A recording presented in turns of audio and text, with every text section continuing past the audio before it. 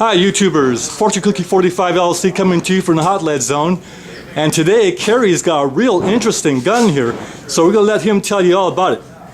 Well, this rifle was purchased by my great-grandfather for my grandfather. It's a 1890 pump action 22 short, and handed down from my grandfather to my father, but in between that it was stolen. And my parents were moving in 1967 while I was in the military, and this did not make the move. It disappeared. So I went back to the old house to see if it had to be left behind. If it hadn't been, it was not up in the rafters of the garage where my dad kept the rifles. I bumped into one of the neighbors who happened to mention that their son had found what they thought was a toy rifle, and it had been turned into the local police. So I went down to the local police and described the rifle. I didn't know the serial number, but I was able to describe it in sufficient detail, and they brought it out, and this was recovered from that theft.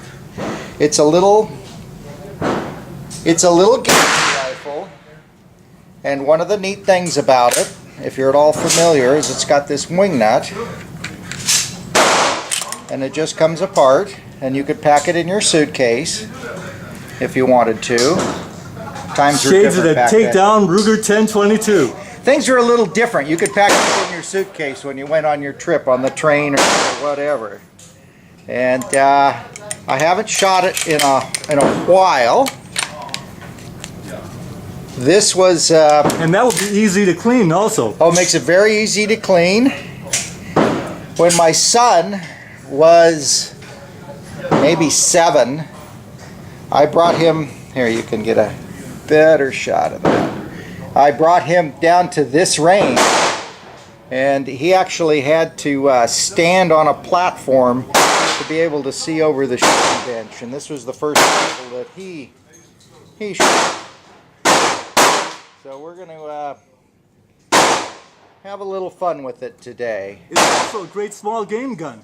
Yeah, a little 22 short. Well, I can afford it, but I can't justify that. My father told my son the story that he and a buddy bought a box of 50 and went down to the local dump to shoot rats, and 50 rounds later, but they never got one. So, just really happy to have it in the family. A little bit of engraving there. Is that engraving? Just old. The finish is, 100 years old. It's untouched. Very nice. I've never done a thing. Don't intend to. You can see a little bit of the remnants of what it would have been some nice bluing right in there. Oh, you got some case hardening in there. Case hardening, yeah, but it's and compared to modern rifles that have a little bent piece of steel here, look at that. That's all milled steel. That's a pretty substantial trigger guard, yes. Oh, that's so nice. So that's the story of this little 22. Which, are you gonna shoot it? Yeah. Let's get some shots of you shooting it. Okay. Just a typical tube fed, but it just takes these little teeny tiny 22 shorts. I haven't counted, but I think it holds about 16. Drop them in there. Load it on Sunday and just shoot all week. Pretty much.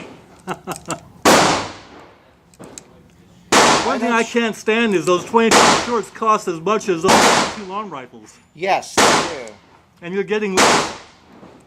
A lot less.